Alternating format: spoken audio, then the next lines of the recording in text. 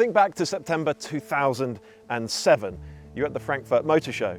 Both of Britain's most famous luxury sports car makers, Aston Martin and Bentley, have unveiled their new flagship GTs. Aston's is the DBS, Bentley's the Continental GT Speed. Imagine you can drive one of these two cars right off the show stand. You need to be in Monaco, more than 600 miles away, down autobahns and over the Alps. Question is, which of these two cars do you take? Do you pick the sportier but less luxurious Aston Martin? Or do you go for the Bentley with its twin-turbo engine, four-wheel drive and true luxury car remit? By the end of this video, you'll know the answer. Make sure you subscribe to our channel so you don't miss more videos just like this one. The Aston Martin DBS is far more beautiful, and it has both a naturally aspirated V12 and a manual transmission. From a driving enthusiast point of view, does that make it the obvious choice? A modified DB9 it may be, but the modifications were as far-reaching as they were effective. This is a far better driver's car than a DB9. With less weight and more power, it's also much faster. It's closer in spirit to a true supercar than a pure Grand Tourer like other Astons. Brand new, the DBS cost £160,200. Used examples can be bought for around £50,000, although only with the sluggish automatic gearbox. For a mint manual example like this, you can double that.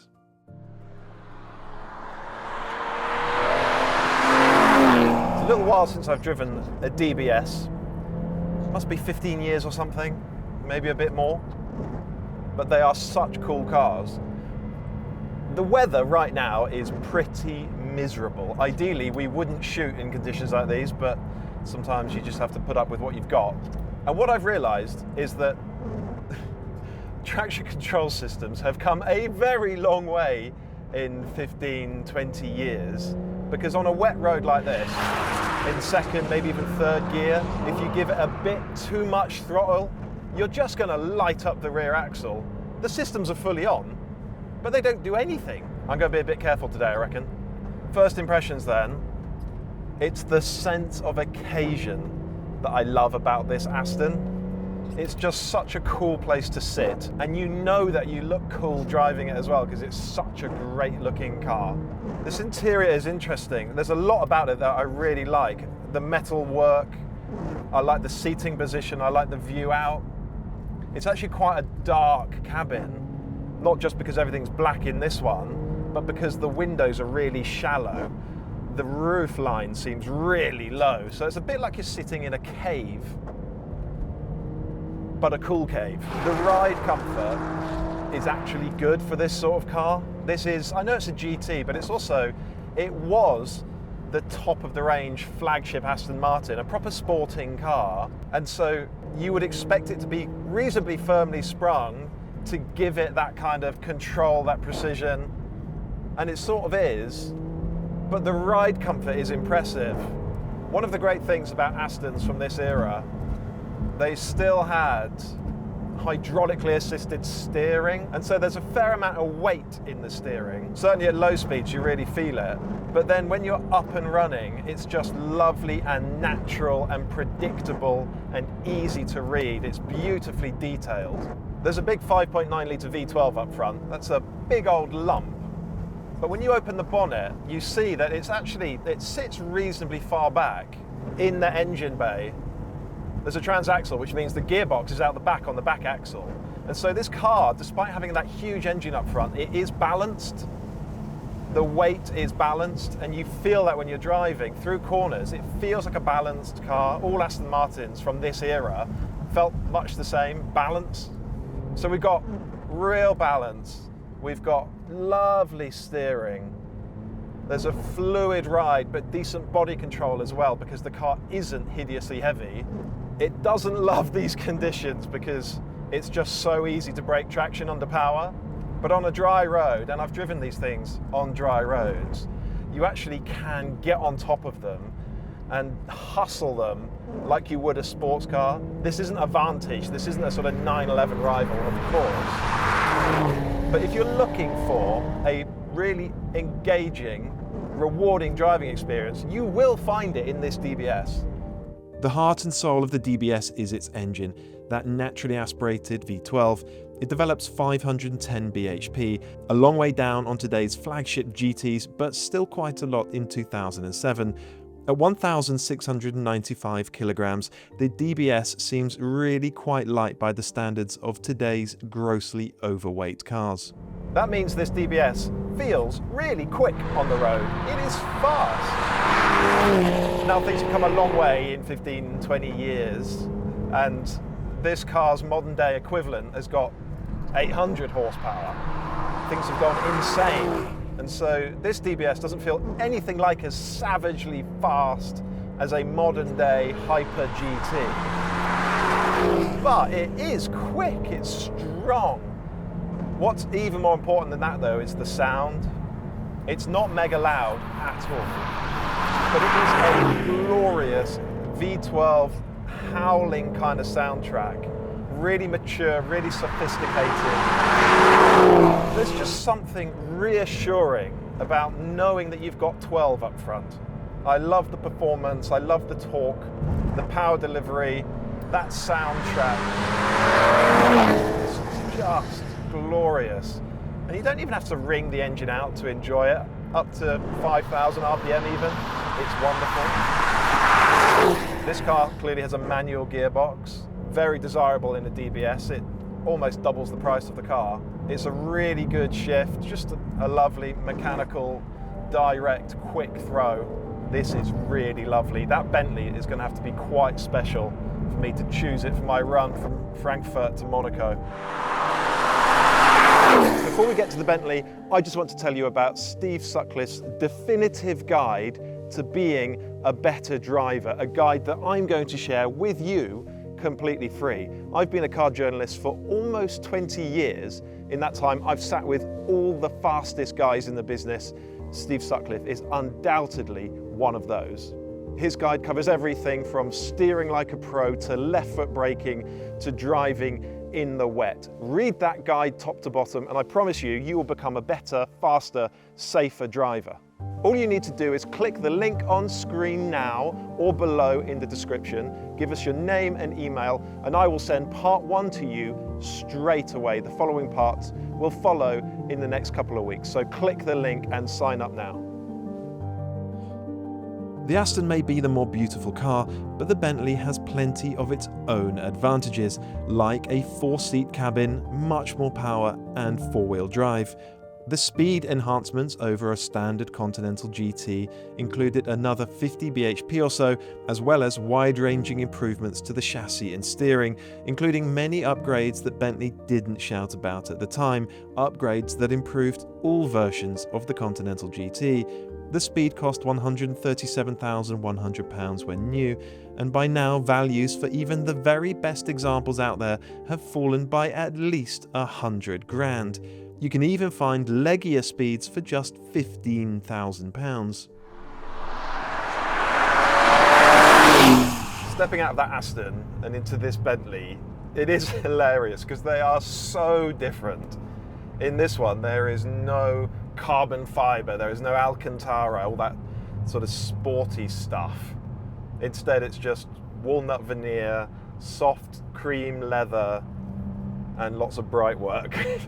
It's like going from a vodka bar to a cozy country pub.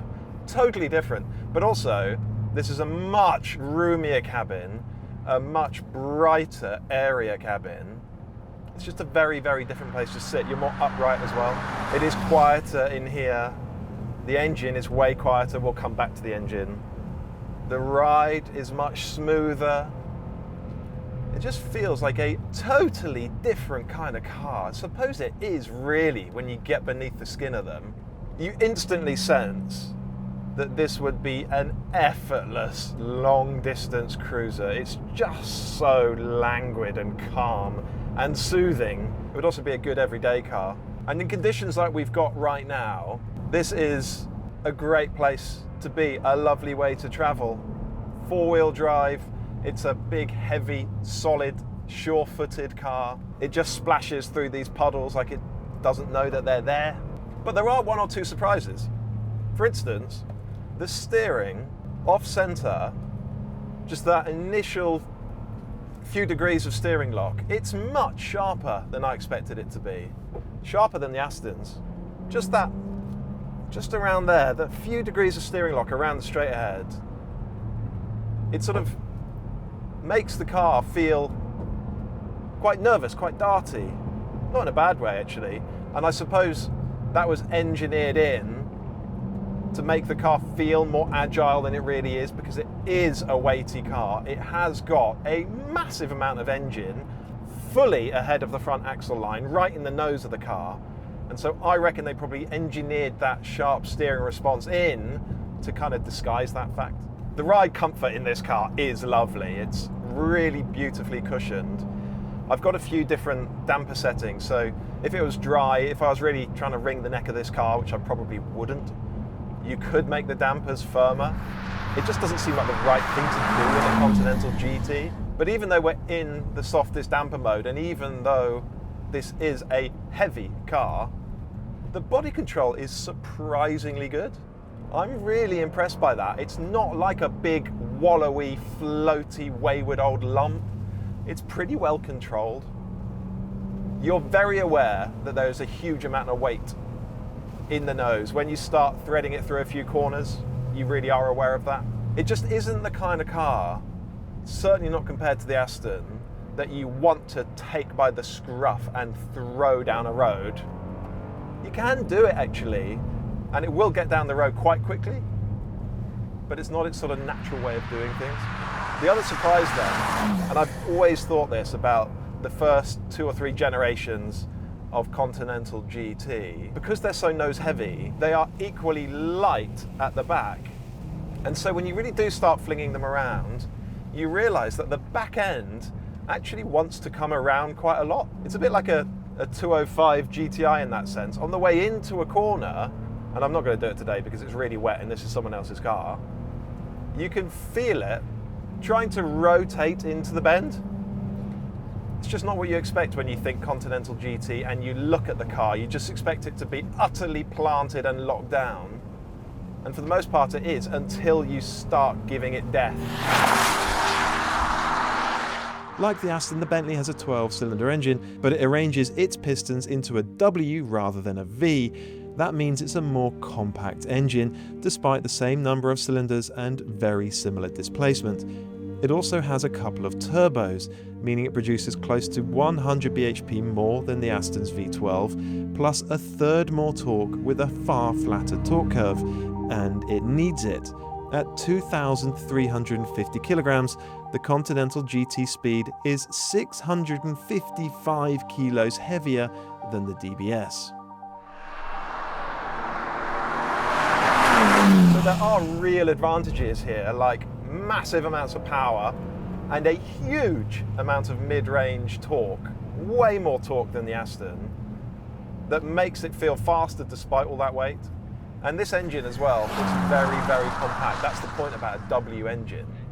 So it doesn't intrude into the cabin. That's why this car has so much cabin space for a relatively compact machine. The disadvantage is that it just doesn't sound anything like as good, and it's not as exciting in its power delivery either. What I will say about this engine is that it suits the car's character perfectly in the way that the Aston suits that car. This is exactly the kind of engine you want in a proper luxurious GT. A sort of muted, not too out there, not too ostentatious, really torque-rich, effortless motor. This has got exactly that. So we've got this 6-speed automatic gearbox. It's not a DCT. Obviously there's no manual option. It's actually fine. It's got these funny paddles. They're quite spindly. You can't even see them from where I'm sitting. Do you know what? Again, for the character of the car, for the kind of car that it is, the response that you get on the paddles is fine. The weight, or rather the weight difference between these two cars, is the defining factor, 655 kilos. It's just a massive, massive amount. And this car's weight penalty is the thing that stops it from being a truly sporting, engaging, rewarding drive like the Aston is. But as I've said, this car comes with heaps of its own advantages. So, which are we choosing for that high-speed dash across a continent? If I owned either of these cars, I'd want to keep them looking their best. The intercooler is now in partnership with Supernatural Car Care, and it's a perfect fit because Supernatural's whole thing is stripping away all the dyes and fragrances that you find in other car cleaning products, the stuff that doesn't actually make it a better product. They just focus on the things that matter, like we do at the intercooler. Supernatural formulates its products to work on modern cars as well as classics, and you don't need any specialist knowledge or equipment to use them. They're just brilliantly effective products that are easy to use. As part of the intercooler community, you can get a 10% discount on everything sold by Supernatural. Just head to supernaturalcarcare.com or click the link on screen or in the description, fill up your basket and use coupon code TI10 at checkout. We're not here to judge looks, but it's a non-contest, isn't it? Great, so, yep, Aston wins. See ya.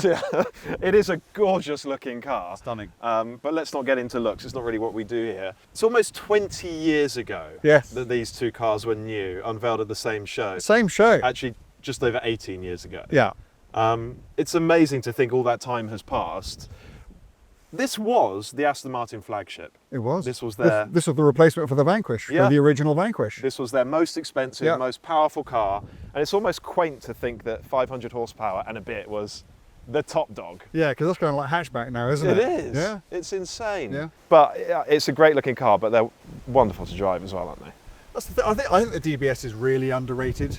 Because I think if you hear Vanquish, you think, oh yeah, flagship. DBS is somehow, to me, it just sort of seems somehow not quite the top. And I think these things, because they do look, although I think it's prettier than a DB9, I think they fly slightly under the radar because they do look very like DB9s. And despite all the James Bond stuff that they appeared in, I think that these cars are still very underrated, kind of sleeper cars. They're quite rare. They only made about 2,500 coupes. Yeah. And as we've been finding out today, just exquisite to drive, particularly if it's one of the rare ones with a manual gearbox. That manual gearbox makes a massive difference to the value of the car. It's extraordinary. Yeah, well, and so it should. It's like half as much again if you've got a stick. That's right. They start at about 50,000, maybe 52,000 for the leggiest auto cars. Yeah, and you're at nice autos for 65, 70. Yeah. Yeah. You need at least 80 to get a manual, probably more. And for a really nice one like this is done like 15,000 miles. It's as good a DBS as you'll ever find. It's 6 figures. Yeah, it is. But actually, that doesn't sound wrong to me. No. Because it is so special. It's such an upgrade from a DB9, which you don't necessarily expect from looking at it. It's a proper sports car. That's what I really liked about it today. I mean, it does have something you would love to go and do a distance in it, but on these roads, and you know, we've been driving up and down all day and having a great time in it, it's really responsive. It feels so much lighter than that one over there. And there's a reason for that. Yeah. But it does. It's great to drive. Lovely steering. It's nicely firm, but actually once you get up a bit of speed, the suspension really starts working. The dampers work beautifully. It's just really nicely done, isn't it? Not a huge amount of traction in these sort of conditions. No. We have had a bit of weather today, it's fair to say. No. And you have to be, because these are obviously not our cars and you know, we're not trying to prove a point, you have to be a little bit careful. But it's still quite friendly and progressive, and it hasn't scared me today at all. It's just, you can't commit in quite the same way as you could if it were like the one parked next to us. Yeah, that's right. You have to be, discretion is the best part of valor with this car, isn't it? So what about what's under here? Because that's really what this car's about, isn't it? I mean, it's that V12, which in a very heavily derived form, they're still using today. It's that in here, it's 5.9 litre naturally aspirated, 48 valve, 4-cam V12, 510 PS or horsepower? 510 bhp. 510 bhp. And the noise is lovely. This car's absolutely standard, and it's the kind of sound you'd be very happy to hear played at your funeral, frankly. Yeah. It's just gorgeous, and with a manual gearbox, so you can really control when it's making the noise that you want it to make. All the way through the rev range, it builds and it builds and it's built. It's not like these instant gratification turbocharged cars just go bam. It kind of reminds you of why we fell in love with V12s and naturally aspirated engines to begin with. Yeah. It's gorgeous. That is the right word for it, from front to back, top to bottom, in every aspect. It is a gorgeous car, it really is. Let's talk about the Bentley though. Okay. So, the thing is, right, these cars have a lot in common on the surface. Both flagships, Yeah.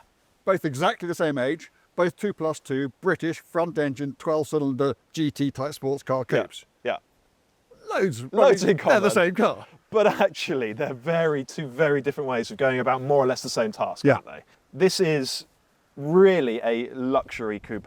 That's a sports coupe, I suppose you could Correct. define it like yeah, that. I mean, couldn't that's, you? to me, that's a kind of like that's actually quite a traditional supercar. Yeah. It's sort of, you know, Ferrari Yeah, it Daytona is. kind of, you know, postmodern version thereof. Yeah. This isn't that. This is a touring car. This is a Grand Tour. It's a GT.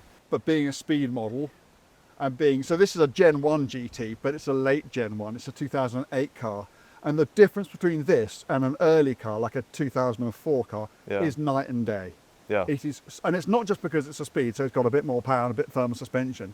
They went through the car and they took so much, they did things like take so much weight out of the suspension and fitted a lot more aluminium bits to it. And the way this car rides and handles is completely out of all proportion to what the originals were like. So if you're in the market for a Continental GT, do try and get one post 2008 because, Yeah.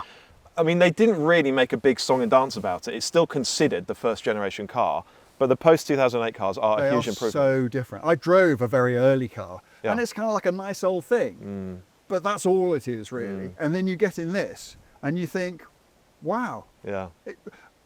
One way I really remember the old car, they never rode well. Which This is rides unusual. you It see, does. This rides really nicely. Yeah, it does. And it feels the steering is so much more precise and you're just more confident in it. And we've been having a good time in this too. If I've been surprised by either of these cars, it's definitely this one Yeah. because I thought it was going to be a wallowy, heavy, Bit of an old pudding. exactly Yeah. that, a bit of a suet, but it's quite up on its toes actually, and you can And shove in it through some corners. And in these conditions, Yeah. which slow that down, they don't really slow this down very much. No. And you can drive it with much more confidence. Frankly, you can drive it with less care Yeah. because you're not worried about a bit too much power coming at the wrong moment and that happening. Yeah. So you could just keep going. I mean, point to point today, I'd have been quicker in this. I would have thought so, yeah. I would have thought so. I mean, if it was dry in the south of France, clearly, or around a track, that would be Yeah. in a different league. Yeah. But you've got to take the environment that you have, and yeah, I think today this is it's a very credible driver's car, while at the same time, in terms of its comfort and its refinement and everything else, and also that it feels so solid, doesn't it? Yeah, it does. It's a great Grand Tourer. And a cracking engine as well. I mean, we've often said, haven't we, that in a Continental GT, the V8 is actually better. And Which it is. you can debate it all day long. But Okay, so the owner of this car Yeah. said, I know why you think that, but the truth is, we all know what V8s are like. If you've driven anything from a Porsche Cayenne to an Audi RS6, yeah. they've all got that Volkswagen Audi V8 engine, Yeah. which this car has if it's a V8. But it's just the W12 is special, it's different, and when you hear it, you know you're in a special, different car. I'd still have the V8, but I do at least appreciate that point of view. Yeah, and it suits the car really well. Oh, It's it got does. a massive amount of torque. It's really powerful. It's a weighty old thing, this. But actually, it feels quick, doesn't it? It does get going. 600 horsepower. Yeah, Yeah. it's a lot of power. We should acknowledge as well, if you plan to put someone in the back or use it as a sort of practical day-to-day car, this is in a different league. It is. You actually, probably not an Andrew Frankel, but you can get decent-sized people in the back seats. I think these were available as They 2+2s. were available. This is a as plus twos. two-seater. Yes, but you could get rear seats for them. Could you get anyone in the rear seats? I guess it depends how hard you tried. Yeah, Yeah. probably not. So they are, on the surface, quite similar. When you get beneath the skin, they're very, very different cars. Well, I mean, in two profound ways. One is the weight difference. Yeah. You worked this out, and it is, 655 kilograms. it's 2/3 of a ton, Yeah, give or take 9 kilos. yeah. But the other way, there's an even greater difference between them, is what you pay for one today. It's a good point. Well, I mean, it is. So this, which is lovely, and this, which is no less lovely, and this is equally low miles, Yeah. and in the same They're conditions. both So these top of the got- market. Absolutely top of the market. That's 100. This is 35. You can get 3 of these for one of those. Isn't that amazing? And actually, these start, if you don't mind a leggy one that's lived a life, maybe 15 grand. Be brave. Oh. But this feels indestructible. Yeah, it That does. feels like it'll go for it. That feels like a new car, doesn't it? So this was more expensive when it was new. I think Not much. 162, and this was 130 something. 137 versus 162, exactly. Okay. But why is this now 3 times the value? I guess it's it has to be scarcity, doesn't Yeah. it? I think this gets lumped in with all Continentals. And there are a lot of Continental GTs. Well, I mean, by the time, so this is just about the same sort of time that the big crash happened, but the year before, Yeah. Bentley were making like, they made, I think, more than 10,000 cars a year. I think it was the first time they ever made more than 10,000 cars a Yeah. year. How many cars were Aston Martin? I mean, almost all of Aston production would have been Vantages and DB9s anyway. Yeah. They would have made a tiny number of these by comparison. So it's exclusivity. And also, that is seen as a model in its own right. It's a DBS. This is a Continental GT. So I think it gets lumped in with all the other Continental GTs. And people don't just think to themselves, oh, it's a Speed, therefore it's special. So I think that makes this a bargain. I mean, Yeah. 35 grand for that. You think what 35 grand buys you on the compact SUV, crossover, hybrid, whatever market today? Not very much. It is extraordinary. It is Yeah. extraordinary. Okay, so I want to know, you can take one of these cars for a fast jaunt across the continent Aston. every time? What time of year? Winter, Bentley. I did want, I mean, I totally agree. It has to be the Aston. Maybe though, for the trip out there when you're excited and energetic and enthused, you want the Aston. Yeah. And then for the run home when you're tired and you just want to get back, maybe you do choose this one. Okay, so for me, it comes down to this. I am sure, I can't remember, but when we tested these cars when they were new, which we would have done, the Aston would have walked it. Because at 162 versus 137, so we're talking about 25 grand difference between them. The Aston would have been so much better to drive, so much better to look at, then it would have been an absolute slam dunk. But now it's 3 times the price of that. Yeah. Actually, I actually think it's a really difficult call. We don't often do cars which are so far apart in price, Yeah. but so similar in specification. And I think that 3 of those, or that and 65 grand's change, Ooh, now that that's a and the question. Porsche Cayman of your choice or whatever. Yeah, yeah. Oh, that's difficult. It really is difficult. I don't love that. I like and admire that, and I do love that. Yeah. And that is a big thing. Yeah. But whether it's 100 grand big, I don't know. Yeah, it's a lot. I love this as well. It's a wonderful car. I loved them when they were new, and now I just think they're gorgeous, as we said. Well, listen, thanks everybody for watching. Remember, you can get Steve Sutcliffe's How to Drive guide completely free. There'll be a link down in the description.